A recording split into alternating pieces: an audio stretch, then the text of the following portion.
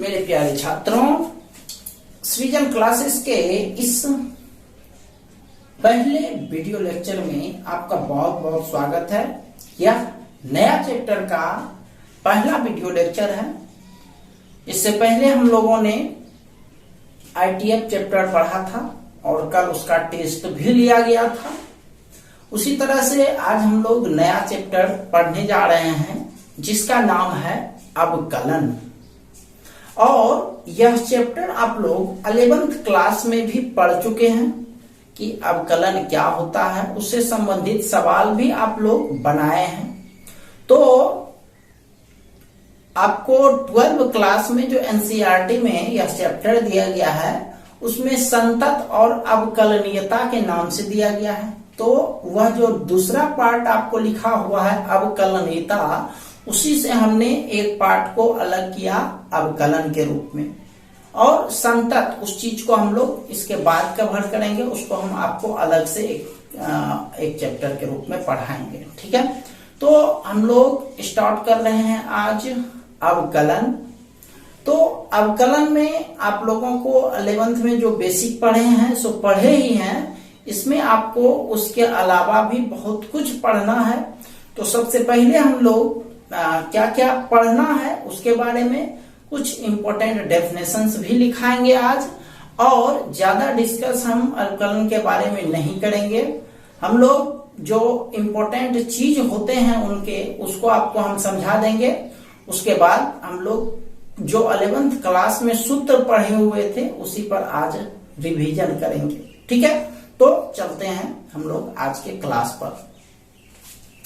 तो आपका lecture number पहला अवकलन चैप्टर का है। तो हम लोग पहले इस चैप्टर में क्या क्या पढ़ने वाले हैं उससे संबंधित बात हम लिख देते हैं। आपको लिखते चलिए साथ साथ सभी लोग। इन दिस चैप्टर, पहला नंबर इंपॉर्टेंट डेफिनेशन, सबसे पहला चीज। दूसरा सिंपल डिफरेंशिएशन।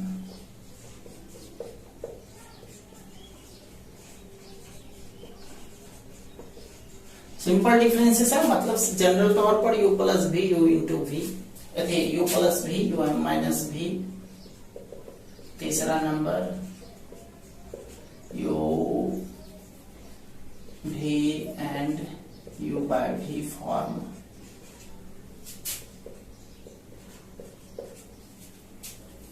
चौथा नंबर टॉपिक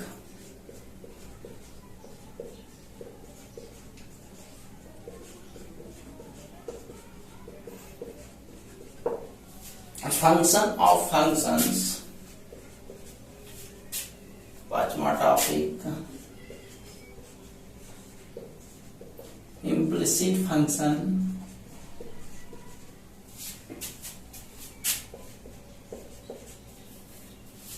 छठा टॉपिक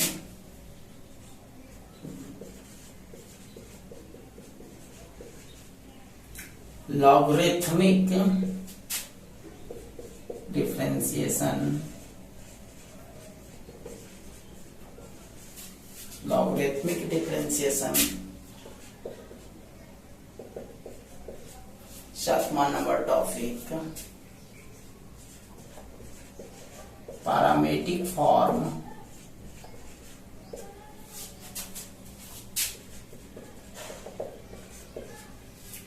आठवां नंबर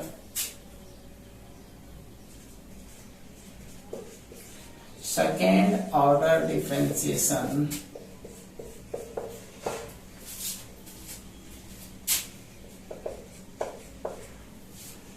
नौवां टॉपिक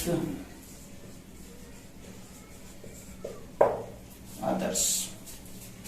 हालांकि इस चैप्टर में रॉले और मीन वैल्यू थ्योरम भी दिया गया है, तो रॉले और मीन वैल्यू थ्योरम को हमने संतत चैप्टर में डाल दिया है, तो उसमें हम उसको लिखाएंगे। तो यहाँ पर फिलहाल आपको जो जो टॉपिक लिखा है वो आप लोग लिख लीजिए।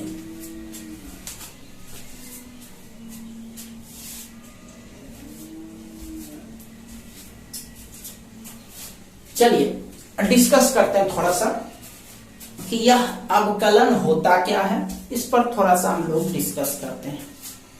तो ये जो अवकलन होता है, अवकलन किसी भी चीज में परिवर्तन की दर को दर्शाता है, परिवर्तन की दर को दर्शाता है ये अवकलन।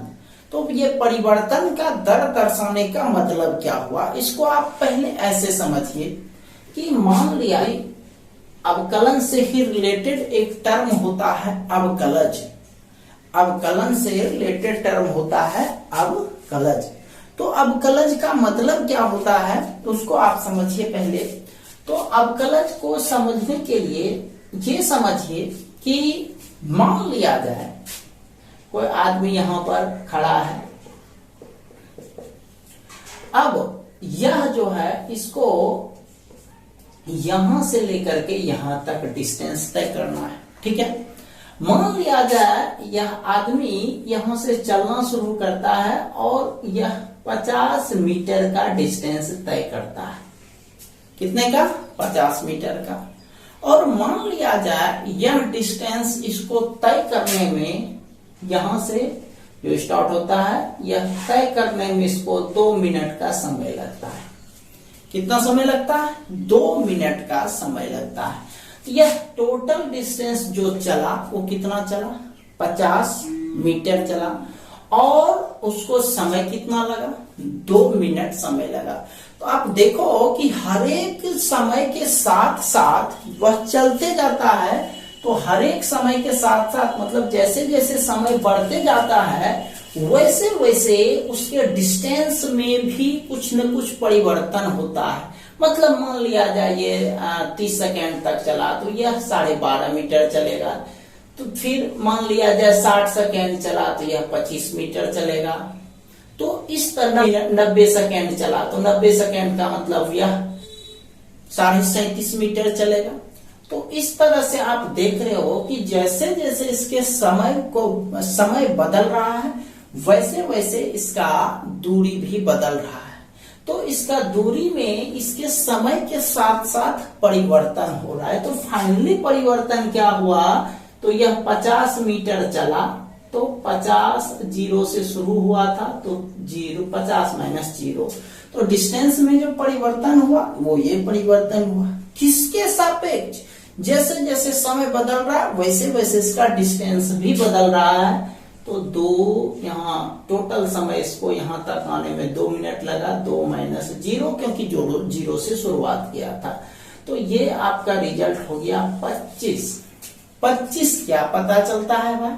तो 25 ये बताता है कि यह प्रत्येक मिनट में यह कितना डिस्टेंस तय किया? 25 मीटर का डिस्टेंस तय किया।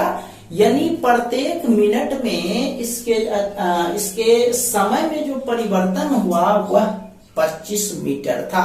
अब हम लोग जानते हैं समय में परिवर्तन की हम जानते हैं कि दूरी में परिवर्तन की दर को क्या कहते हैं? चाल कहते हैं, स्पीड कहते हैं। तो ये स्पीड हो गया और इसी चीज को हम लोग डिफरेंशिएशन भी कहते हैं। हालांकि ये जो वेलोसिटी है या फिर स्पीड है ये होता है डिस्टेंस बटे टाइम, डिस्टेंस बटे टाइम।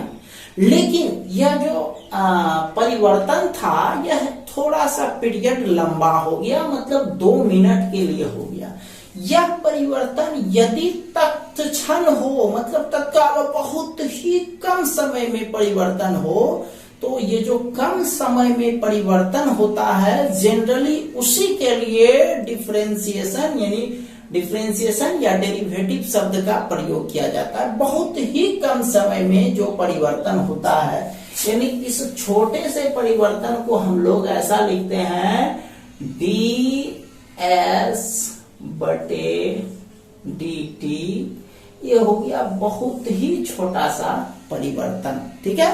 तो ये जो छोटा सा परिवर्तन होता है इसी का नाम है अवकलज।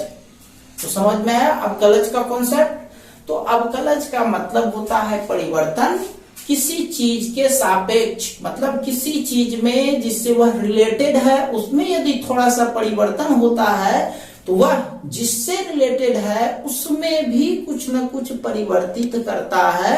तो इसी परिवर्तन का नाम जो है वह दिया गया है अवकलज। ठीक है, तो ये तो हो गया जनरल डेफिनेशन, एक तरह से समझने वाला डेफिनेशन। अब इसको मैथमेटिकली कैसे लिखा जाता है, तो मैथमेटिकली आप लोग अवकलन को समझने के लिए आपको एक शब्द समझना पड़ेगा, अवकलनीयता। तो अवकलनीयता के लिए डेफिनेशन ये होता है, लिमिट x टेंस टू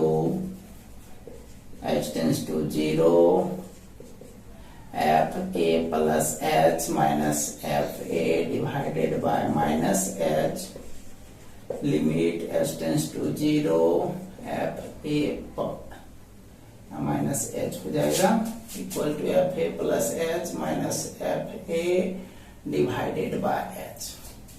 ये दोनों मान यदि बराबर होता है, मतलब किसी भी फलन को x बराबर a पर, किसी भी फलन को x बराबर a कोई बिंदु है पर अवकलनीय कहा जाता है जब ये मान और यह मान दोनों बराबर हो, साथ ही साथ यह दोनों मान जो है एक फिक्स्ड वैल्यू को दे, एक फिक्स्ड वैल्यू को दे, तो उस स्थिति में वह फलन x बराबर a पर अवकलनीय फलन कहलाएगा।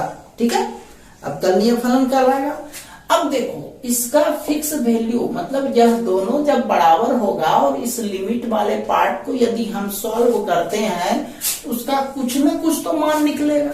तो यही फिक्स वैल्यू का जो मान प्राप्त होगा इसी को हम लोग बोलते हैं अवकलज। क्या बोलते हैं? अवकलज। अवकलज का दूसरा नाम अवकल गुणांक भी होता है, अवकल गुणांक। तो इसका जो रिजल्ट मिलेगा उसको बोलेंगे अवकलज या फिर अवकल गुणांक। एक और डेफिनेशन, ये जो यहाँ पर शब्द लिखा हुआ है अवकलन, अवकलन क्या होता है?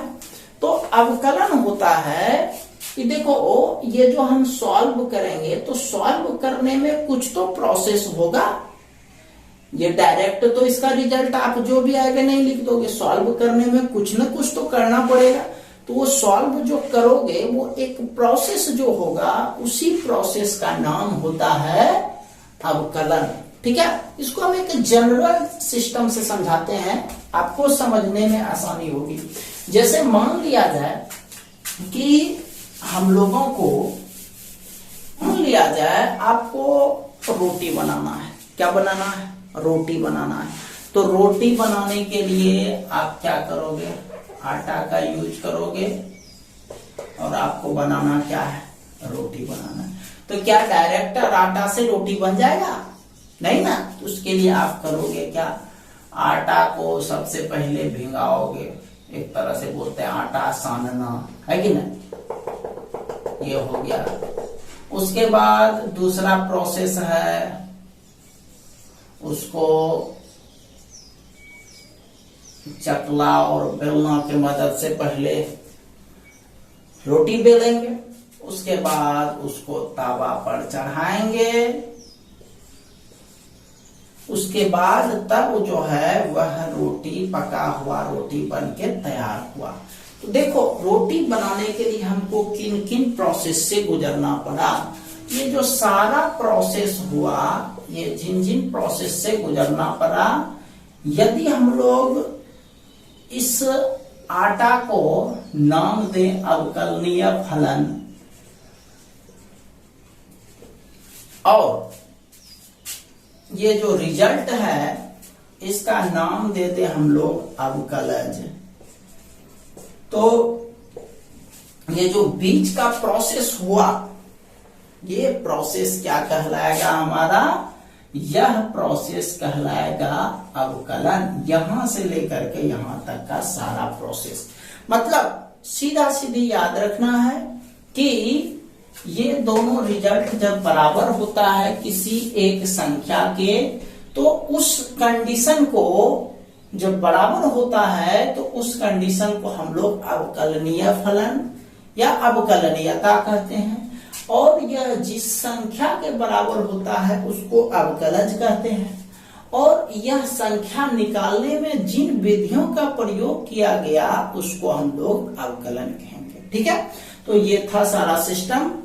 इसमें मुख्य रूप से आपका 3 डेफिनेशन, एक अवकलनीयता या अवकलनीय फलन, दूसरा अवकलज और तीसरा अवकलन। ठीक है, तो हम लोग तीनों डेफिनेशन को लिखते हैं आज।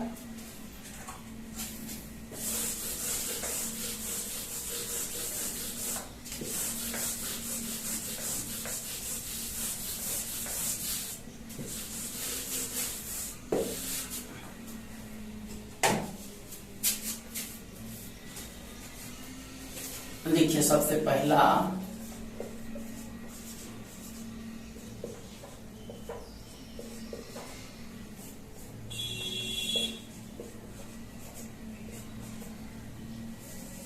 अवकलनीय फलन।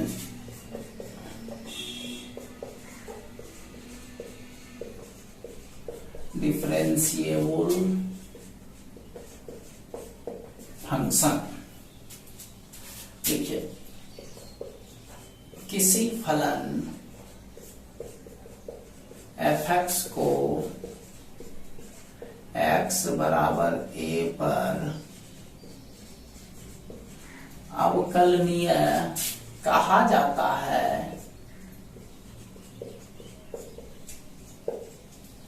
अवकलनीय कहा जाता है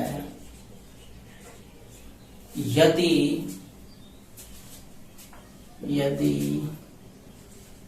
limit h tends to 0 f a minus h minus f a divided by minus h equal to limit h tends to 0 f a plus h minus f a divided by h। इतना जो है का अस्तित्व हो, मतलब आप समझ रहे हो, ये जो रिजल्ट होगा ये बराबर तो लिखा हुआ है लेकिन इसका है अस्तित्व होना चाहिए। अस्तित्व होने का मतलब क्या हुआ? अस्तित्व होने का मतलब हुआ कि इस दोनों का मान जो रिजल्ट आएगा वह बिल्कुल सेम होगा। मान लिया जाए इसका मान -∞ आया और इसका मान भी -∞ आया, तो आप क्या बोलोगे? दोनों बराबर है। इन्फिनिटी तो एक्चुअल में कुछ निश्चित मान है ही नहीं, तो ये बराबर कैसे हो गया? तो यदि इसका मान इन्फिनिटी, मान लिया जाए पॉजिटिव इन्फिनिटी ही आया और यह भी पॉजिटिव इन्फिनिटी आया, तो उस स्थिति में यह अस्तित्व विहीन कहलाएगा, इसका कोई अस्तित्व नहीं होगा। अस्तित्व होने का मतलब हुआ हमको एक निश्चित संख्या प्राप्त होना चाहिए। ठीक है, अस्तित्व का मतलब एक निश्चित संख्या प्राप्त होना चाहिए, इसलिए हमने लिखा कि इस दोनों का क्या होना चाहिए? अस्तित्व होना चाहिए। तो ये दोनों यदि सेम है तो वह फलन जो है क्या कहलाएगा? अवकलनीय कहलाएगा। इसको हम लोग, ये चूंकि लेफ्ट साइड में है और ये राइट साइड में है, पॉजिटिव प्लस है, तो ये राइट साइड और यहाँ माइनस h है, तो ये लेफ्ट साइड कहलाएगा। इस चीज को हम लोग LHD और उधर वाले को RHD कहते हैं। इसका एक और नाम है LF'(A'(R')F', ऐसा भी कहा जाता है। ये लेफ्ट डेरिवेटिव और यह राइट डेरिवेटिव। ठीक है, इसको आप लोग लिख लीजिए।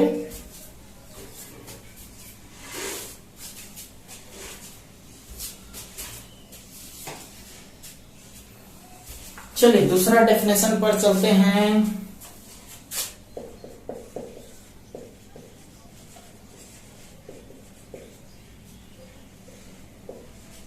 अवकलज।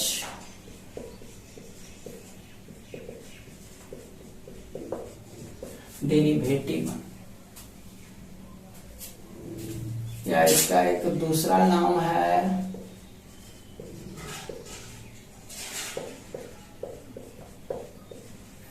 अवकल गुणांक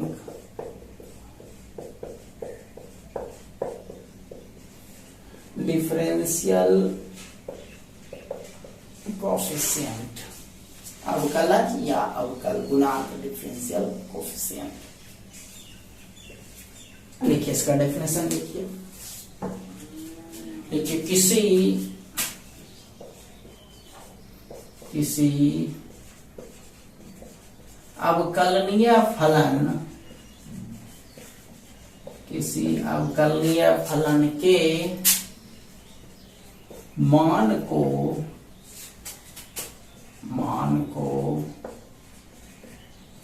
अवकलज या अवकल गुणांक, ब्रैकेट में अवकल गुणांक को डीसी भी लिखते हैं, कहा जाता है, कहा जाता है। इसी में आगे लिखिए, किसी फलन y बराबर एफ एक्स, किसी फलन y बराबर एफ एक्स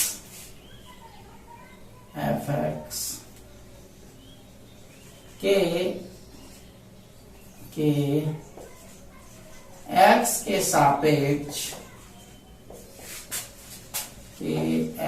सापेक्ष अवकलज या अवकल गुणांक को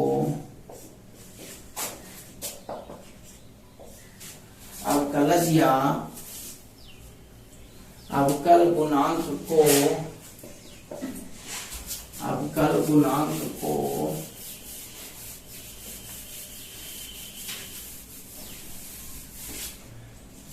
dy बटे dx या y डैश या y1 या f डैश x। देखिए y1 नीचे देना है, डैश ऊपर देना है, f डैश x भी लिखे हैं, से सूचित किया जाता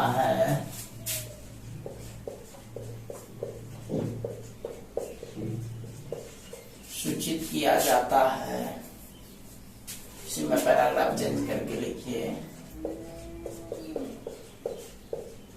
प्रथम सिद्धांत द्वारा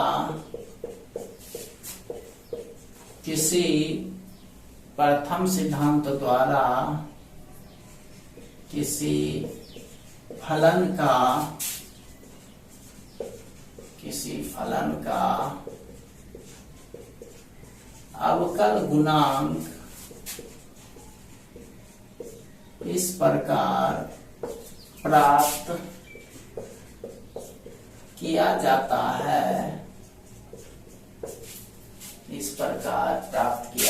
है, इसके लिए फॉर्मूला है dy बटे dx या फिर f dash x equal to limit h tends to 0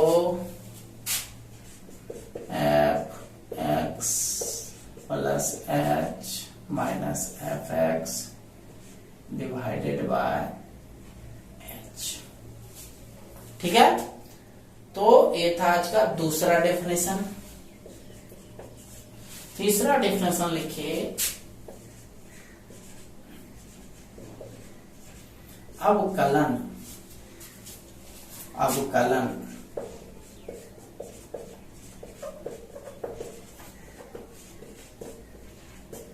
differentiation. देखिए किसी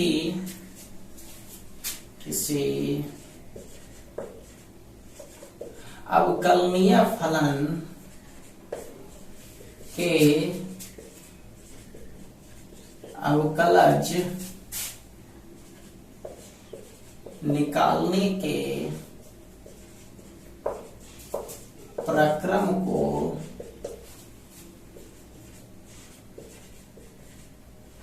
अवकलन कहा जाता है,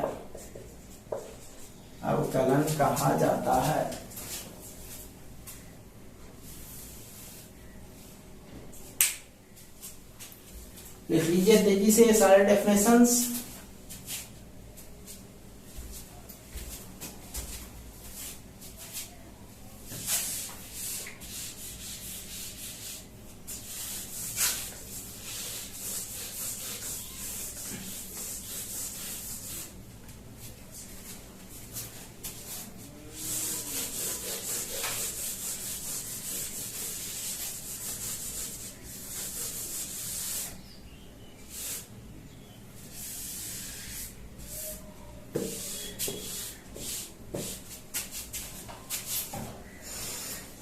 तो 11th क्लास में आप लोग इसके बेसिक के बारे में पढ़ चुके हैं। हालांकि हमारे कुछ ऐसे भी स्टूडेंट हैं जिसने 11th क्लास नहीं पढ़ा है, तो फिर भी हम इसका जो बेसिक है, एक तरह से प्रथम सिद्धांत द्वारा अवकल गुणांक कैसे प्राप्त किया जाता है, तो इस 12th क्लास में आपको कुछ नए टॉपिक्स मिलेंगे जिसका अवकल गुणांक हमने 11th क्लास में आप लोगों को नहीं बताया था। तो उसका कुछ सवाल लेंगे जिससे जो लोग प्रथम सिद्धांत नहीं पढ़े हैं उनको ये चीज समझ में आ जाएगा। तो प्रथम सिद्धांत से 11th क्लास में कुछ ऐसे सवाल हैं जो प्रथम सिद्धांत से और कुछ डायरेक्ट भी बनाए गए हैं। तो वहां पर आपको इनवर्स यानी इससे पहले जो आपने पढ़ा साइन कॉस टेन, इस सब का इनवर्स, वो सारा चीज वहां पर नहीं उपलब्ध था, नहीं दिया गया था।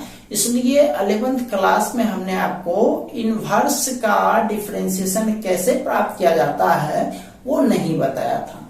तो 12th क्लास में आप लोगों को इनवर्स के बारे में भी पढ़ना है कि इनवर्स का डिफरेंशिएशन कैसे प्राप्त किया जाता है, वो भी प्रथम सिद्धांत से आपको बताएंगे। हालांकि बोर्ड एग्जामिनेशन में एक बार, यानी 12 के बोर्ड एग्जामिनेशन में एक बार ये क्वेश्चन पूछा जा चुका है कि tan इनवर्स का डिफरेंशिएशन कैसे प्राप्त किया जाता है प्रथम सिद्धांत से। तो हम बताएंगे, लेकिन इस चीज को हम इस चैप्टर के सबसे लास्ट में बताएंगे। आज पहला क्लास है, तो आप लोग डिफरेंशिएशन का पहला क्लास है, तो आप लोग को जो 11th क्लास में फॉर्मूला दिया गया था, आज का टॉपिक यही रहेगा। आप लोग सारे फॉर्मूला को कल याद करके आएंगे, ठीक है। फिर भी मैं कुछ फॉर्मूला लिख देता हूं, जिनको याद नहीं है उनको याद कर लेना है, और जिनको याद है वो देख लीजिए, उनका फिर से रिवीजन हो जाएगा, ठीक है। मैं फॉर्मूला आज लिख रहा हूं इससे रिलेटेड।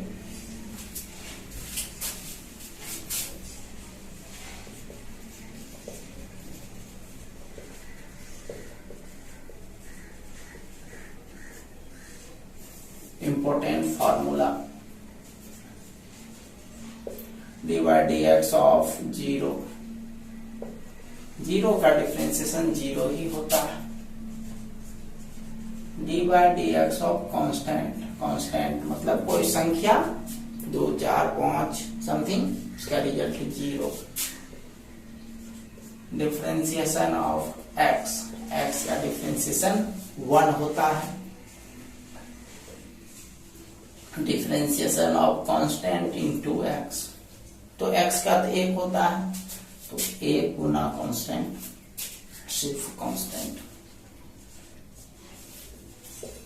डिफरेंशिएशन ऑफ x पर पावर n, n x पर power n-1। Differentiation of root x,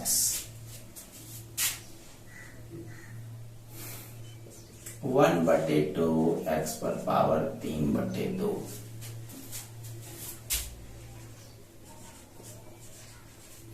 differentiation of 1/√x, 1/2√x। ये फॉर्मूला सब लिखते जाएंगे। Next, differentiation of 1/x minus 1/x²। Next one, differentiation of log x 1/x। Log x, log में ध्यान रखिएगा इसका base नहीं कुछ तो ई दिया गया है, नहीं कुछ दिया हुआ रहेगा डिफरेंशिएशन चैप्टर में तो समझ जाइएगा कि उसका बेस ई है। बेस ई को शॉर्टकट में ln भी लिखते हैं, ln यदि रहता है ln x तो इसका डिफरेंशिएशन भी 1/x ही लिखना है। जनरली यही प्रयोग किया रहता है। नेक्स्ट, डिफरेंशिएशन ऑफ e पर पावर x। e एक एक्सपोनेंशियल फलन है, चरघातांकीय फलन है, तो इसका डिफरेंशिएशन वही होता है e to the power x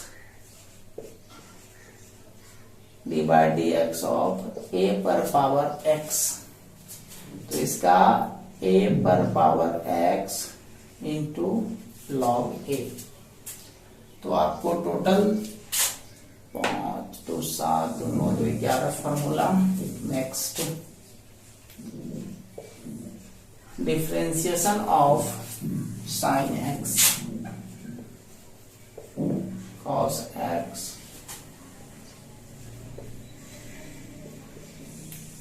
differentiation of cos x minus sin x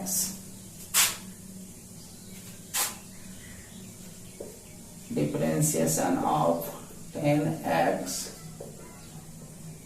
sec square x differentiation of cot x minus cosec square x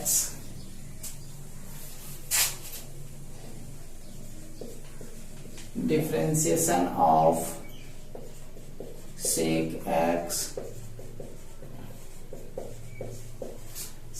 x into tan x differentiation of cosec x into cot x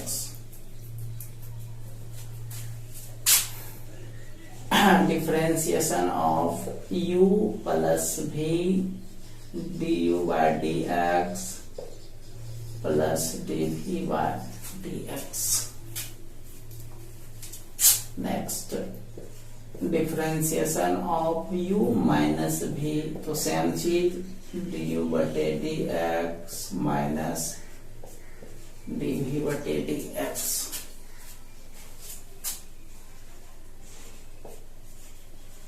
differentiation of constant into u, तो constant into du/dx।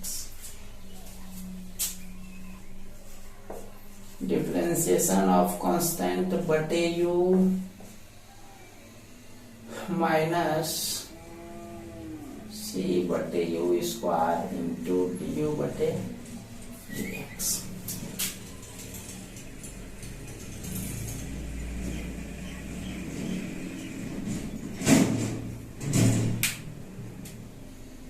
चलिए इस formula को लिख लीजिए सारे। कल आप लोगों के लिए बस इतना ही वर्क है कि जितना फॉर्मूला आज लिखाए हैं वो सारे का सारे फॉर्मूला आप लोग याद कर लेंगे। जितना भी हमने सूत्र लिखाया है, डेफिनेशन लिखाया है, उसको आप लोग एक बार अच्छे से देख लेंगे। ठीक है, तो इसी के साथ आज का क्लास समाप्त होता है। धन्यवाद।